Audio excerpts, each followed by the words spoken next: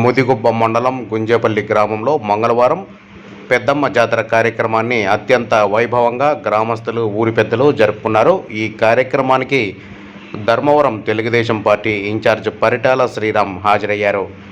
పరిటాల రవీంద్ర వారసుడు పరిటాల శ్రీరామ్ తమ గ్రామానికి వచ్చాడనే సమాచారంతో గ్రామస్తులు, ఊరి పెద్దలు పెద్ద ఎత్తున పరిటాల శ్రీరామ్ను ఆప్యాయంగా పలకరించి పూలహారాలతో తమ గ్రామానికి ఆహ్వానించారు.